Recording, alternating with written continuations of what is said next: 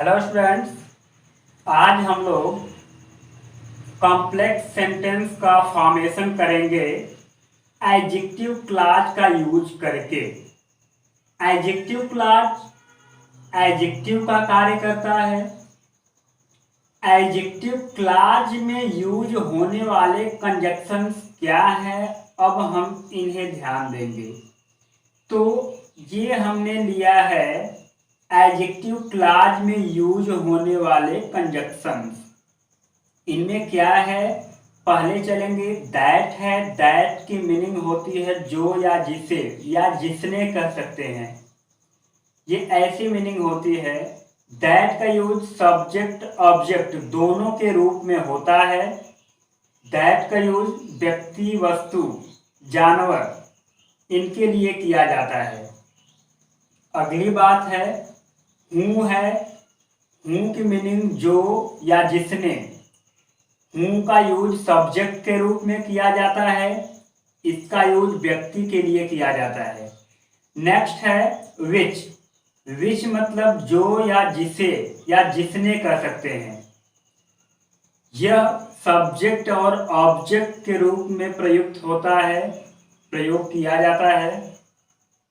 इसका यूज वस्तु, जानवर दोनों के लिए किया जाता है। नेक्स्ट है हुम।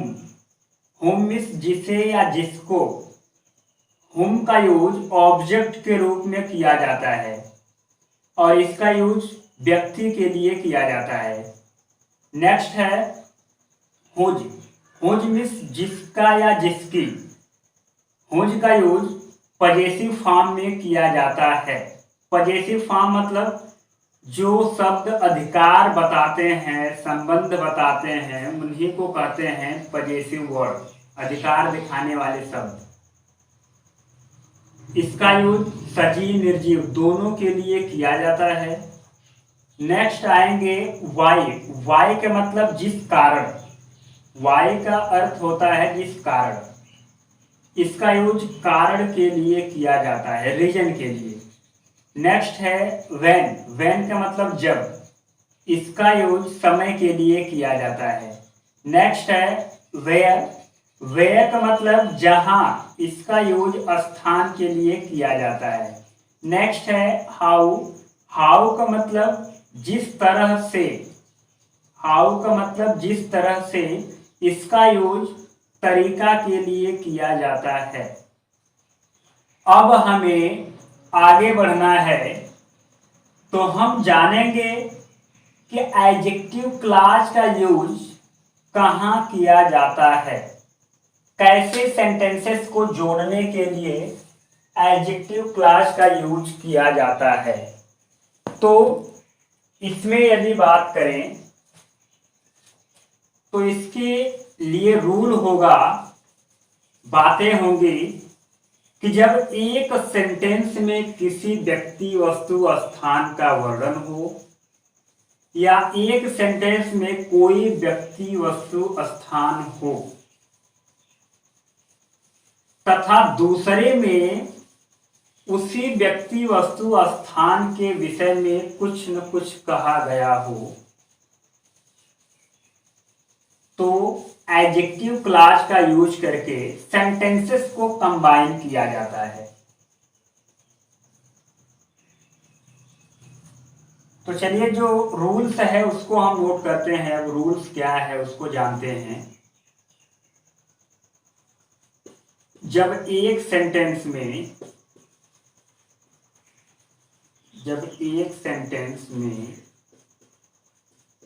किसी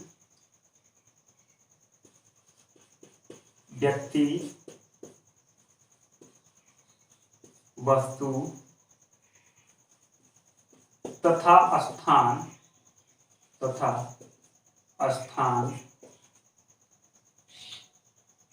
का वर्णन हो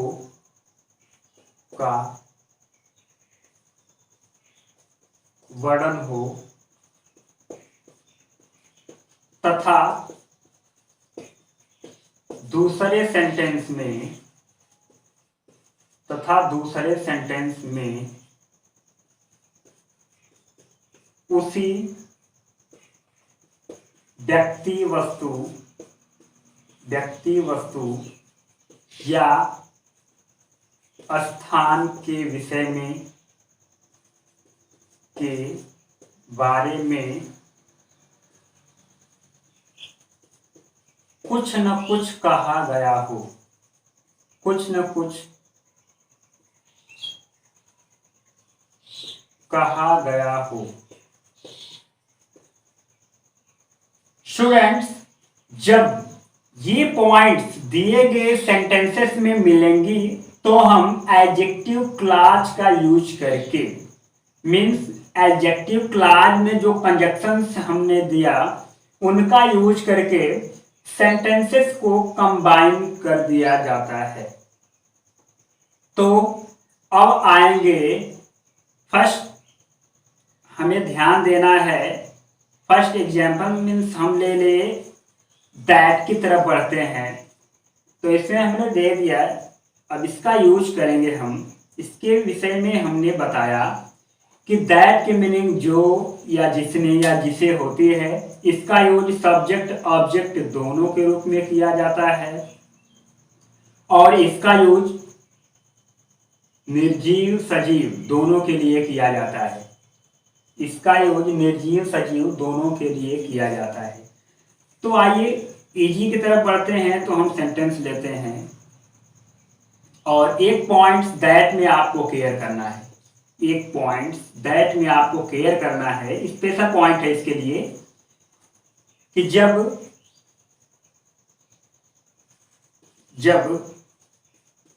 एक सेंटेंस में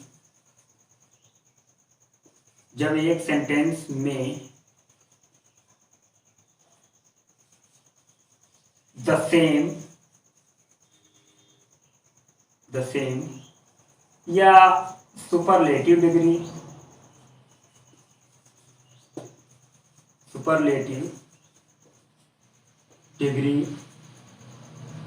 या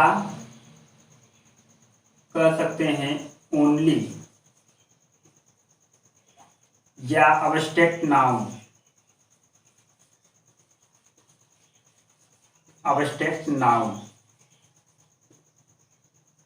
या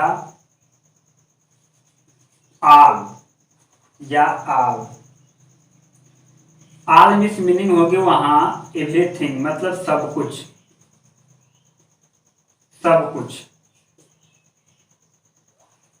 स्टूडेंट्स, जब किसी एक सेंटेंस में द सेम या सुपरलेटिव डिग्री या ओनली या अब्स्ट्रैक्ट नाउन या आल ये आएंगे,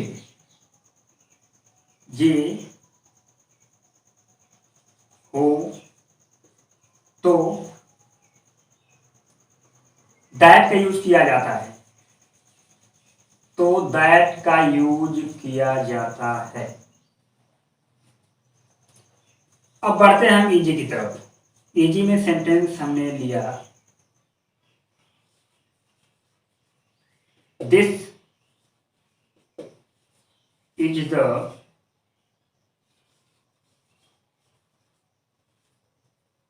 same pen, this is the same pen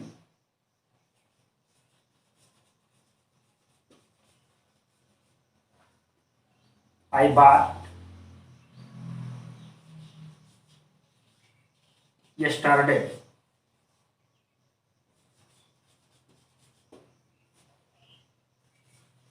student, हमने दो सेंटेंसेस ले लिए, अब इन्हें करना है कंबाइन। तो आपको मैंने बताया दैट का यूज करना है। दैट का मतलब जो या जिसने।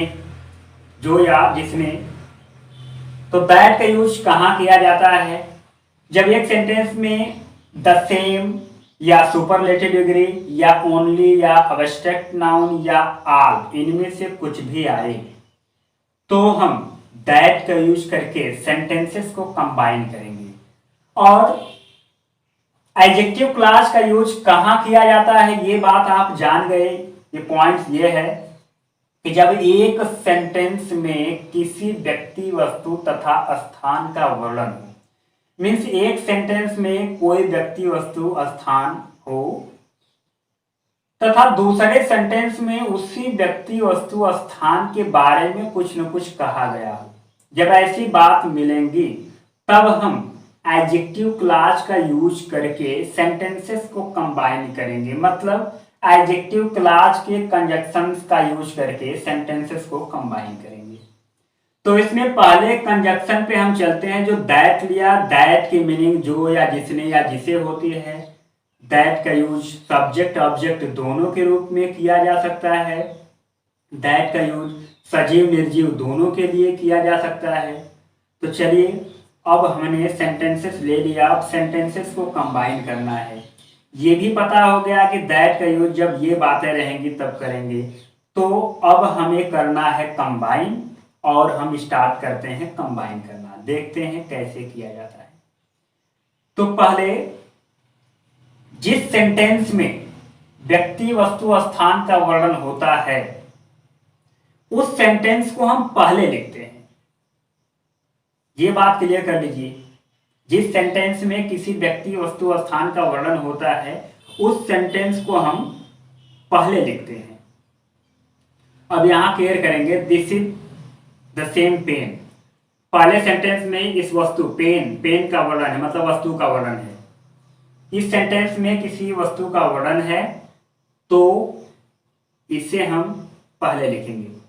अब यहां क्लियर करेंगे, यदि सब्जेक्ट में कोई व्यक्ति होता और यहां वस्तु होती तो आप कैसे समझेंगे कि किसी एक सेंटेंस में व्यक्ति का वर्णन हो रहा है या वस्तु का वर्णन हो रहा है।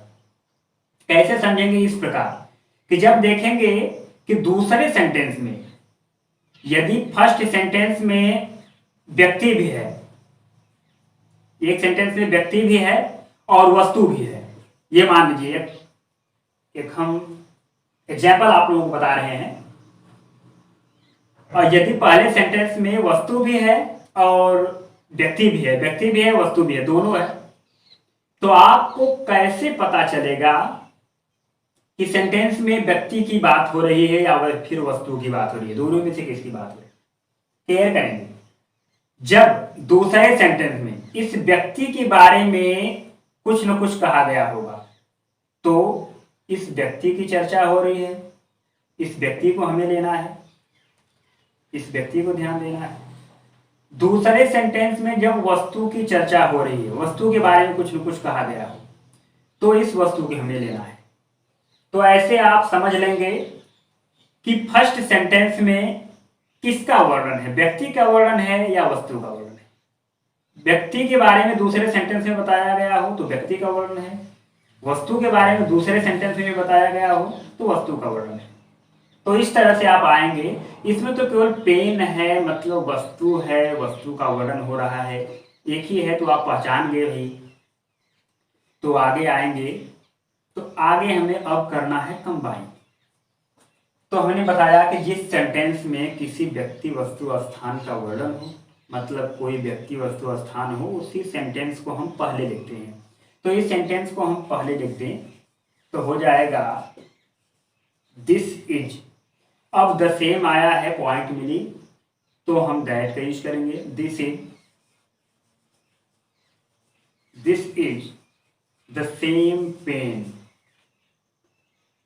अब सेकेंड सेंटेंस को हम दैट का यूज करके लिख डालेंगे। दैट का यूज कर लीजिए, that I bought yesterday। Students, इस तरह दैट का यूज करके सेंटेंसेस को कंबाइन कर दिया जाता है।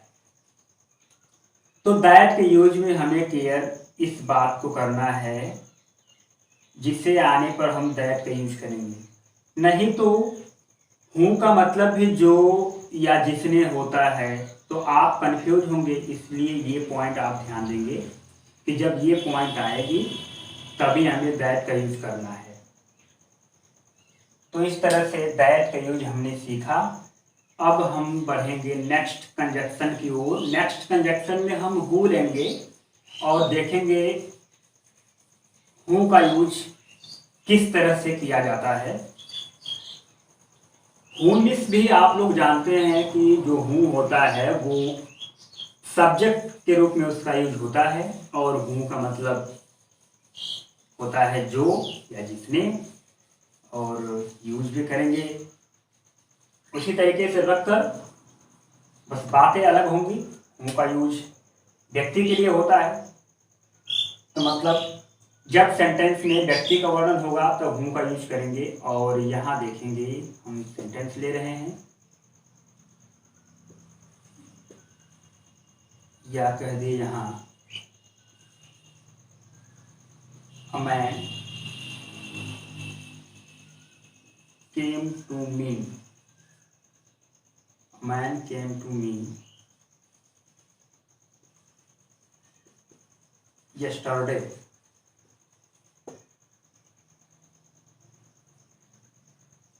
ये फर्स्ट है। सेकंड सेंटेंस में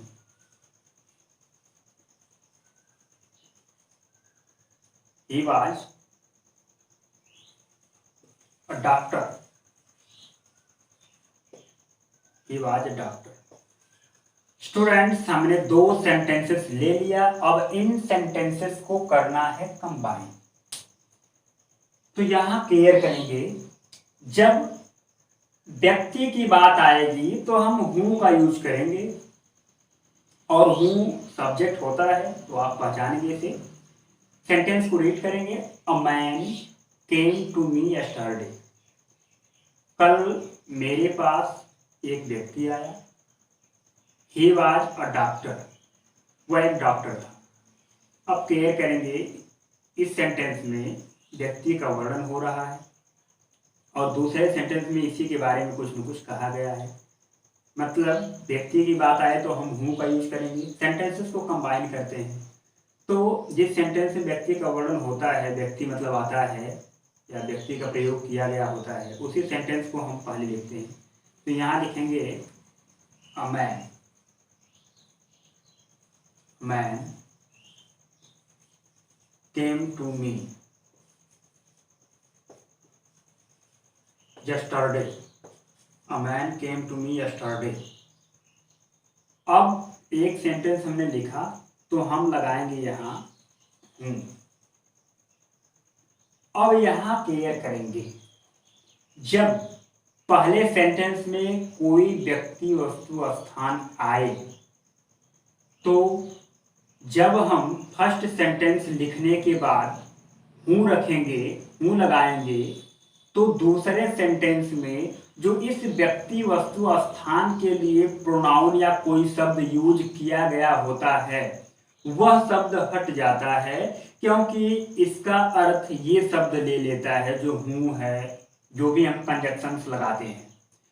तो ये ही जो है इस व्यक्ति के लिए प्रोनाउन यूज किया गया है, ये शब्द इस सेंटेंस में यूज किया गया है। तो पहले सेंटेंस में व्यक्ति वस्तु स्थान के लिए जो शब्द दूसरे सेंटेंस में यूज किए गए होते हैं, उन शब्दों को हटा दिया जाता है, क्योंकि उनका अर्थ कंजक्शन से ले लेते हैं। तो यहाँ ये हट गया, यहाँ हो गया हूँ। अब यहाँ आगे लिख देंगे was a doctor, was a doctor. Students, इस प्रकार सेंटेंस कंबाइन हो गया। और नेक्स्ट कंजक्शन की तरफ चलेंगे, तो सभी कंजक्शंस का यूज हम यहाँ कर दे रहे हैं कि आप लोगों को समझने में आसानी हो जाएगी।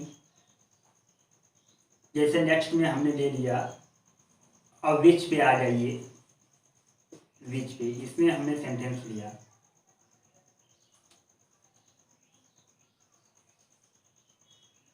ऐसा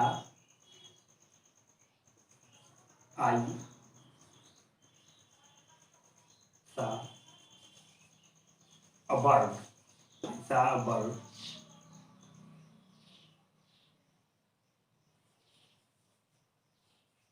it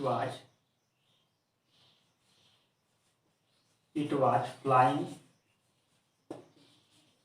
high। स्टूडेंट्स, हमने दो सेंटेंसेस लिया, आपको यूज करना है विच का।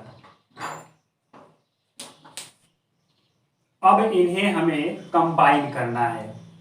तो आपने जान लिया कि विच का यूज करना है, और इसमें फर्स्ट सेंटेंस में देखिए किस बात का वर्णन है। आई सा अ बर्ड है, तो भाई आई है, लेकिन ये व्यक्ति के रूप में है, तो यहाँ लिखेंगे एक बर्ड का भी वर्णन है। और दूसरे सेंटेंस में इस बर्ड के बारे में ही कुछ न कुछ कहा गया है कि इट वाज फ्लाइंग हाई, यह ऊंचाई से उड़ रही थी। तो मतलब फर्स्ट सेंटेंस में एक बर्ड का वर्णन है। अब इस तरह से हमें कंबाइन करना है। तो जिस सेंटेंस में व्यक्ति वस्तु स्थान का वर्णन होता है उस सेंटेंस को हम पहले लिखते हैं। तो हो जाएगा आई सा अ बर्ड, आई सा अ बर्ड। फर्स्ट सेंटेंस जब लिख लेते हैं तो हम कंजक्शंस लगाते हैं। कंजक्शन इसमें हो गया विच, और इसके बाद अब सेकेंड सेंटेंस को हम लिखेंगे। और इसमें हमने बताया कि फर्स्ट सेंटेंस में जिस व्यक्ति वस्तु स्थान का वर्णन होगा उसके लिए जो शब्द दूसरे सेंटेंस में होगा उस शब्द को हटा दिया जाता है। जैसे इस प्रोनाउन को हम हटा देंगे क्योंकि इट इस बर्ड के लिए लगाया गया है, तो इसका स्थान विच ले लेता है, मतलब कंजक्शंस ले लेते हैं उस वर्ड का स्थान, तो इट हट गया। अब हमें क्या लिखना है, was flying high, was flying high. Students, इस प्रकार सेंटेंसेस कंबाइन हो गया। अब हम बढ़ते हैं नेक्स्ट कंजक्शन की ओर। नेक्स्ट कंजक्शन में यदि हमने ले लिया यहाँ होम, होम मीन्स जिसे या जिसको, पहले तो आप यह जान लें कि इसका यूज ऑब्जेक्ट के रूप में किया जाता है। तो इजी है, यदि हम इजी की तरफ बढ़ते हैं मीन्स एग्जाम्पली ग्रेसिया एग्जाम्पल, तो हम सेंटेंस लिए आई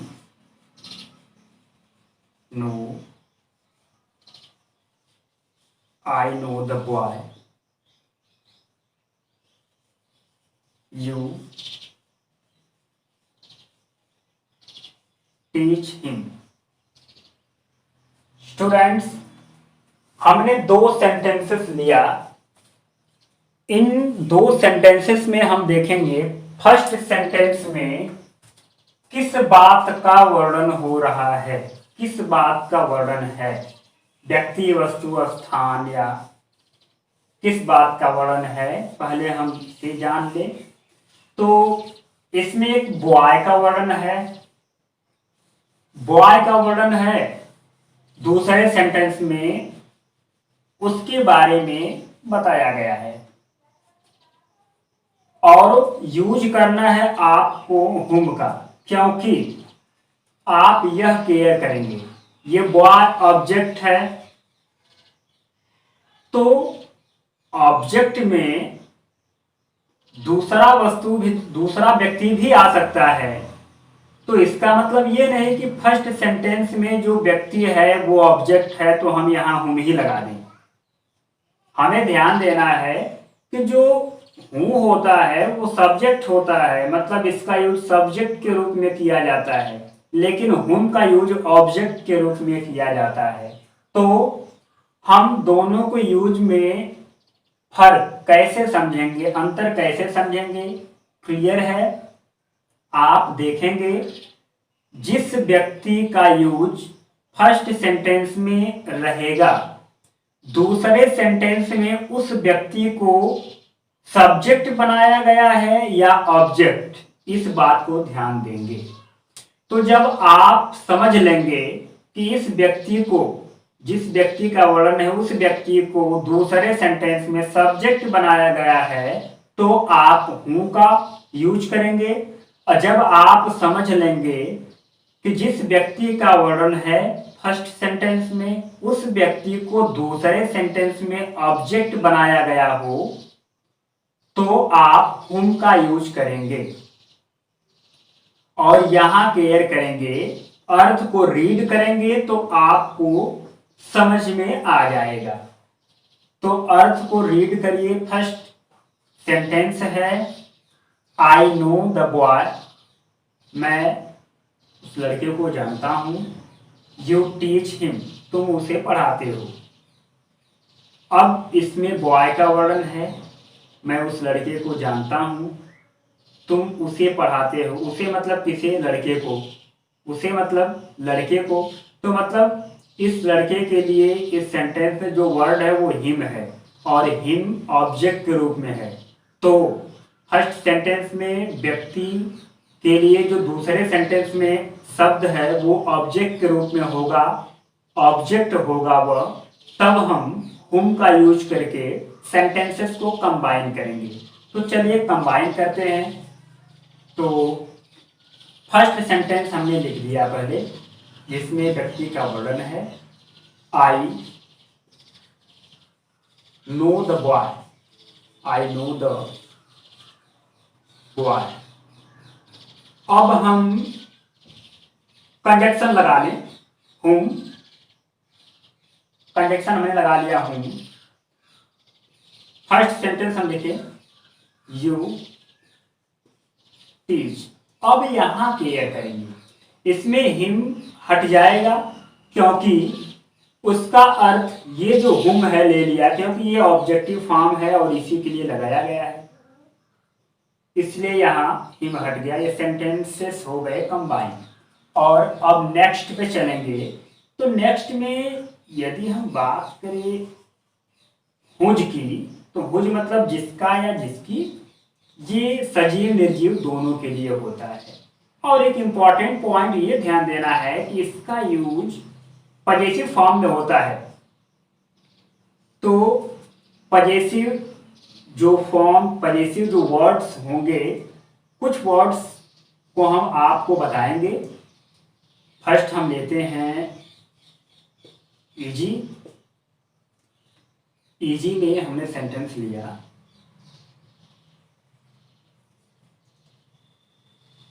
दिस इज द बॉय, या दिस इज द चाइल्ड कह दीजिए। This is the child, this is the child.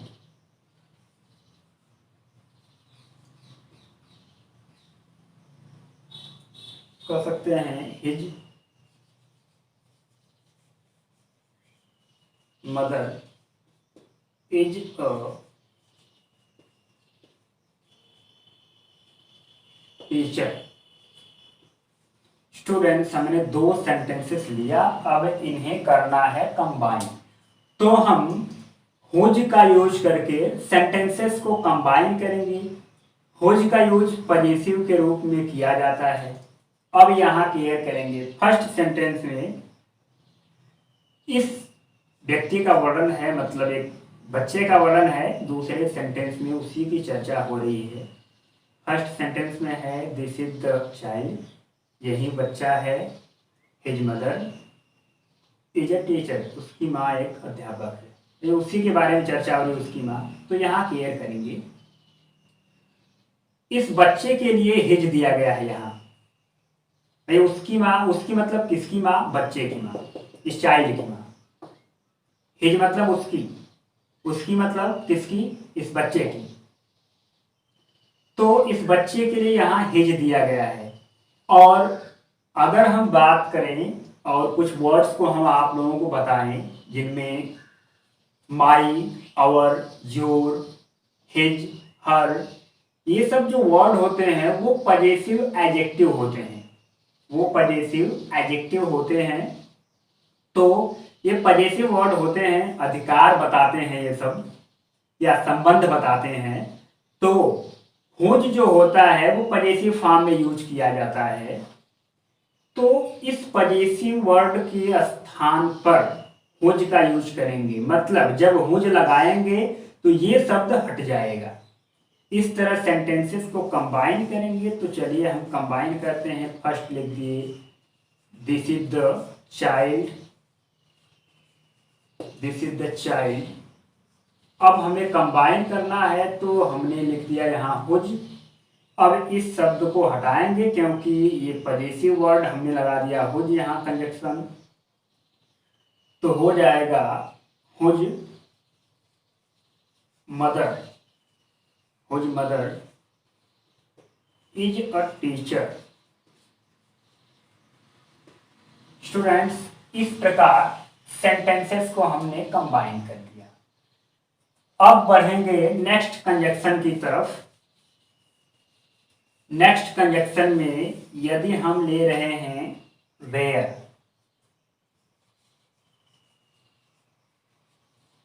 Where means आप लोग जानते हैं इसका यूज स्थान के लिए होता है। मतलब जब सेंटेंसेस में किसी एक सेंटेंस में स्थान का वर्णन हो, इसलिए यहाँ हम इजी की तरफ बढ़ते हैं तो सेंटेंस लेते हैं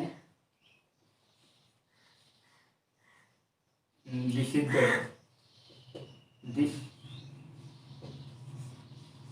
is the place, this is the place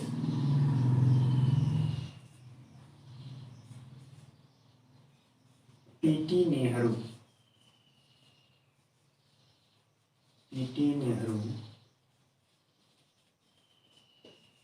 was born here। Students, हमने दो सेंटेंसेस लिया, अब इन्हें करना है कंबाइन। तो आप क्लियर करेंगे फर्स्ट सेंटेंस में किस बात का वर्णन है। This is the place, place का वर्णन है, ये प्लेस का वर्णन है। तो प्लेस का वर्णन होगा तो हम वेयर का यूज करेंगे, और वेयर का यूज करेंगे तो दूसरे सेंटेंस में इस प्लेस के लिए जो भी शब्द दिया है, जैसे देखिए यहाँ हियर है तो हियर हट जाएगा। अब यहाँ हम यूज करेंगे फर्स्ट सेंटेंस, जब कंबाइन करते हैं तो लिखते हैं दिस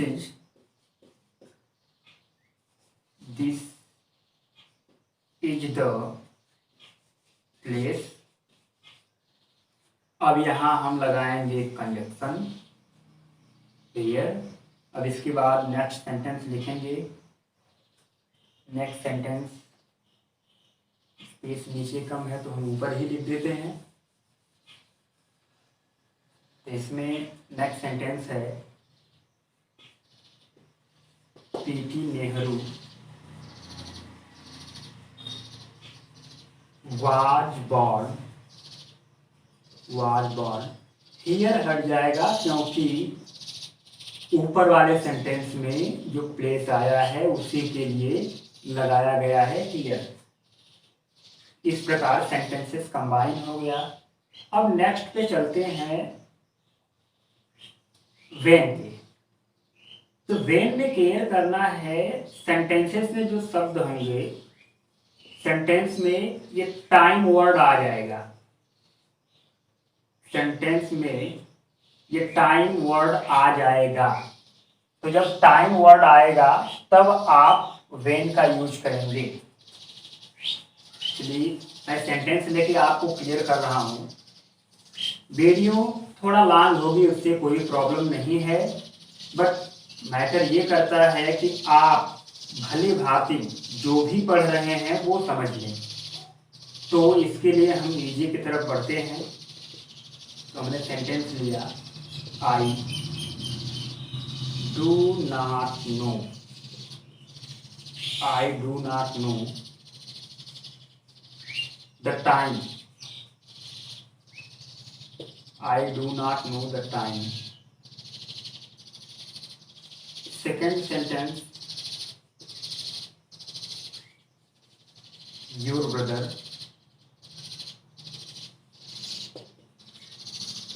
विल कम।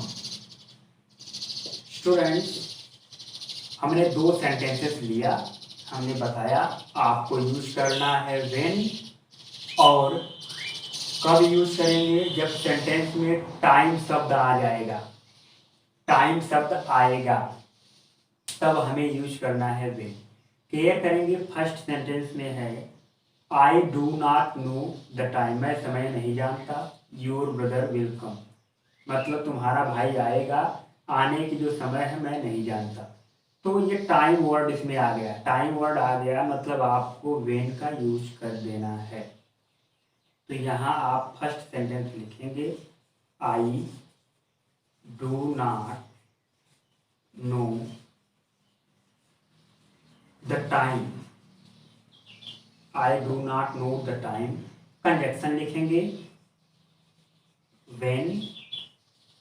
अब यहाँ लिखेंगे second sentence, your brother will come. Students, इस प्रकार वेन का यूज हमने जान लिया। अब हम नेक्स्ट बढ़ेंगे तो एक और कंजक्शन हम लेंगे, जो कंजक्शन है वाई। वाई का यूज रीजन के लिए होता है। तो यहाँ हमने ले लिया वाई। सेंटेंस में रीजन शब्द आएगा, सेंटेंस में रीजन शब्द आ जाएगा और दूसरे में उसी के बारे में चर्चा होगी।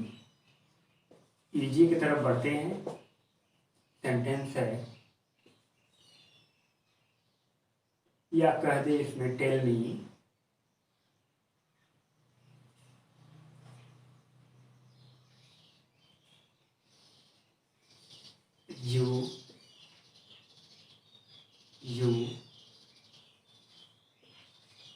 you are looking very happy. You are looking very happy. Tell me the reason. Tell me the reason. Students, हमने दो सेंटेंसेस ले लिया, अब इन्हें करना है कंबाइन। यूज करेंगे आप वाई का। वाई का यूज जब सेंटेंस में, किसी एक सेंटेंस में कौन सा शब्द आए, रीजन, रीजन आ जाए तो मतलब कारण की बात हो रही है, आप समझ लेंगे और इसे कंबाइन करेंगे। सेंटेंस में बातें क्या है रीड करेंगे। You are looking very happy, तुम बहुत खुश लग रहे हो, तुम बहुत खुश लग रहे हो, खुश दिख रहे हो। Tell me the reason. तो पहले आपको दोनों में से कौन सा सेंटेंस लिखना है। हमने बताया कि जिस सेंटेंस में व्यक्ति वस्तु स्थान का वर्णन होगा, मतलब रीजन शब्द इसमें आ गया, इस सेंटेंस को हम पहले लिखेंगे। तो हो जाएगा tell me the reason. Tell me the reason. अब यहाँ हम लिखेंगे वाई। इसके बाद सेकेंड सेंटेंस क्या है, you are looking very happy. You are looking very happy. Students, इस प्रकार सेंटेंसेस को हमने कंबाइन कर दिया और एक और कंजक्शन जो बचा है वो है हाउ। तो सेंटेंस में आपके लिए हिंट है, सेंटेंस में मेथड ये वर्ड आएगा, तरीका की बात होती है तो मेथड वर्ड आएगा।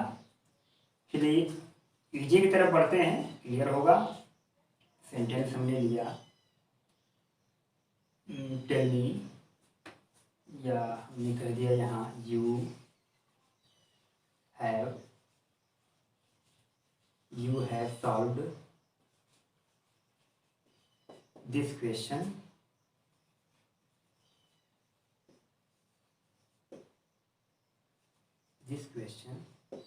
You have solved this question. Next sentence हमने लिया you have solved this question. Second sentence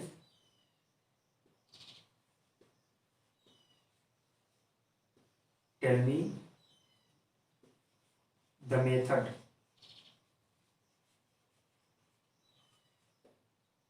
students, अब इन्हें करना है कंबाइन, यूज करना है हाउ को, और हाउ का यूज कब किया जाएगा? जब एक सेंटेंस में यह शब्द आ जाएगा मेथड, जब एक सेंटेंस में यह मेथड शब्द आएगा और दूसरे में इसी तरह के मतलब इसके संबंध में चर्चा होगी। जैसे दिया है इस सेंटेंस में, you have solved this question, मतलब किसी न किसी तरह से वह भाई इस क्वेश्चन को हल किया है, किसी न किसी तरीके से हल किया है। तो दूसरे सेंटेंस में इसमें है टेल मी द रीजन, मुझे रीजन बताओ, सॉरी मुझे मेथड बताओ, मुझे तरीका बताओ। तो तरीका की बात हो रही है। पहले हमें ये सेंटेंस लिखना है जिसमें ये सब शब्द आएंगे। तो हो जाएगा tell me the method, tell me the method. First sentence हमने लिखा, उसके बाद हमें लगाना है कंजक्शन। कंजक्शन हमने हाउ लगा दिया। सेकेंड सेंटेंस हम लिखेंगे you have solved this question, this question.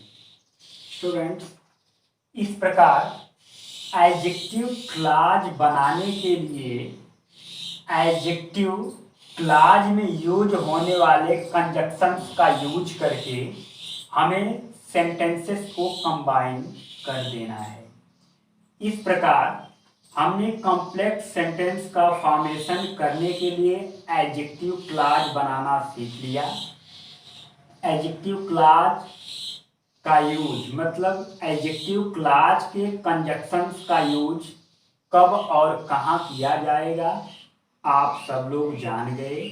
इसकी फर्स्ट इम्पॉर्टेंट जो पॉइंट है वो यही थी जो आप लोग लिख लिए हैं और जान भी लिए, पढ़ भी लिए, कि जब एक सेंटेंस में किसी व्यक्ति वस्तु स्थान का वर्णन हो तथा दूसरे सेंटेंस में उसी के बारे में कुछ न कुछ कहा गया हो, तब हम सेंटेंसेस को कंबाइन करते हैं एडजेक्टिव क्लॉज के कंजक्शंस का यूज करके।